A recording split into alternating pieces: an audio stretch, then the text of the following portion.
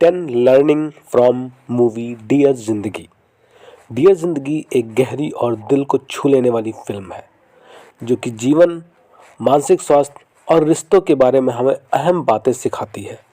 इसमें आलिया भट्ट जो कि कायरा के रूप में है और शाहरुख खान जगत जीवन के किरदार के माध्यम से हमें बहुत कुछ जीवन की सच्चाइयों के बारे में सिखाते हैं। आइए हम उन्हीं पॉइंट्स को एक एक करके देखते हैं। सबसे पहले पॉइंट की बात करें तो इस मूवी से हमें ये सीखने को मिलता है कि हम अपने भीतर के डर का सामना कैसे करें। फिल्म में कायरा के जीवन में कई डर, आत्मसंशय और रिश्तों में असुरक्षा है जो उसे मानसिक तनाव और भ्रम की स्थिति में डाले रहते हैं। और सेम चीज़ हमारे साथ भी होता है। हम भी अपने अंदर बहुत सारे डर, बहुत सारे डाउट्स, रिलेशंस में बहुत सारे इनसिक्योरिटीज़ को लेके चलते हैं। लेकिन जो कायरा के काउंसलर हैं, साइकोलॉजिस्ट हैं उनके, या मेंटोर कह सकते हैं, वो उन्हें सिखाते हैं कि तुम्हें इस डर से भागना नहीं है बल्कि उससे सीधे तौर पर सामना करना है। और जब हम अपने डर और आंतरिक उलझनों को पहचानते हैं तो हम उन्हें बेहतर तरीके से संभाल सकते हैं। सेकेंड लर्निंग की बात करें तो हमें अपनी भावनाओं को समझना चाहिए। अपनी भावनाओं को समझें और व्यक्त करें। डियर ज़िंदगी में एक महत्वपूर्ण संदेश यह है कि हमें अपनी भावनाओं को दबाने के बजाय उन्हें समझना चाहिए और खुलकर व्यक्त करना चाहिए। फिल्म में दिखाया गया है कि हम जितना अपनी भावनाओं को बाहर निकालने से डरते हैं उतनी ही बड़ी मेंटल प्रॉब्लम हमें प्रभावित करती है। कम्युनिकेशन के माध्यम से, सेल्फ एक्सेप्टेंस के माध्यम से हम अपनी भावनाओं को बेहतर तरीके से समझ सकते हैं और उन्हें बाहर निकाल सकते हैं। थर्ड लर्निंग की बात करें तो मनोवैज्ञानिक मदद लेना, साइकोलॉजिकल हेल्प लेना गलत नहीं है। हम देखते हैं कि बहुत ज़माने से और आज भी लोग किसी काउंसलर के पास या साइकोलॉजिस्ट के पास जाने से डरते हैं। उन्हें लगता है कि अगर कोई दूसरा देख लेगा तो वो सोचेगा कि ये तो पागल है, तभी ये मनोवैज्ञानिक के पास जा रहे हैं। बट ऐसा नहीं है। वो चीज़ यहाँ फिल्म में भी दिखाई गई है कि कायरा अपनी समस्याओं और उलझनों को लेकर मानसिक तनाव में होती है और जब वह एक पेशेवर से मदद लेती है, एक कंसल्टेंट साइकोलॉजिस्ट से मदद लेती है, तो उसे राहत मिलती है। फिल्म इस महत्वपूर्ण संदेश को देती है कि मानसिक स्वास्थ्य के मुद्दे पर किसी भी प्रकार की शर्मिंदगी नहीं होनी चाहिए और जब ज़रूरत हो तो हमें साइकोलॉजिस्ट की मदद लेनी चाहिए। अगर हम फोर्थ लर्निंग की बात करें तो हमें रिश्तों में समझ और समर्थन और यानी सपोर्ट को दिखाया गया है। कायरा के जीवन में कई रिश्ते हैं लेकिन वह उन रिश्तों में बैलेंस नहीं बना पाती है, रिश्तों में संतुलन और समझ की कमी महसूस करती है। तो ये फिल्म हमें यह सिखाती है कि किसी भी रिश्ते को तभी सफल बनाया जा सकता है जब उसमें समझ, समर्थन और एक दूसरे की भावनाओं का सम्मान हो। हमें अपने करीबी लोगों से उम्मीदें तो रखनी चाहिए लेकिन साथ ही उन्हें समझने की भी कोशिश करनी चाहिए। फिफ्थ लर्निंग, खुद से प्यार करें और खुद को स्वीकार करें।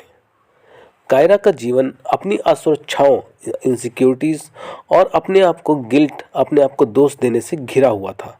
लेकिन फिल्म के अंत में हम देखते हैं कि उसे यह समझ आता है कि सबसे ज़रूरी बात यह है कि हम खुद को पसंद करें, खुद को समझें और अपनी अस्वीकृतियों या गलतियों को स्वीकार करें। जब हम खुद को पूरी तरीके से स्वीकार कर लेते हैं तो हम अपने जीवन में संतुलन या बैलेंस बना लेते हैं।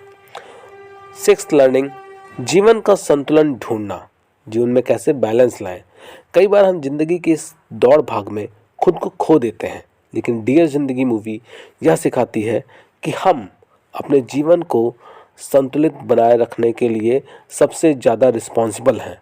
हमें काम, रिश्ते, आत्मसंवर्धन यानी सेल्फ डेवलपमेंट और आराम, इन सब के बीच में एक बैलेंस बनाने की ज़रूरत है। हम ये नहीं कर सकते कि हम एक एस्पेक्ट को बहुत ज़्यादा ध्यान दे रहे हैं कि वर्क पे ही ध्यान दे रहे हैं, फैमिली को इग्नोर कर रहे हैं या अपने हेल्थ को इग्नोर कर रहे हैं। नहीं, हमें संतुलन बनाए रखना है और संतुलन हमें शांति और सुख का एहसास कराता है। सेवंथ लर्निंग, पिछले अनुभवों को अपनी पहचान न बनाएं। हमारी आदत यह है कि हम अपने पास्ट लाइफ से खुद को कहानी सुनाते हैं।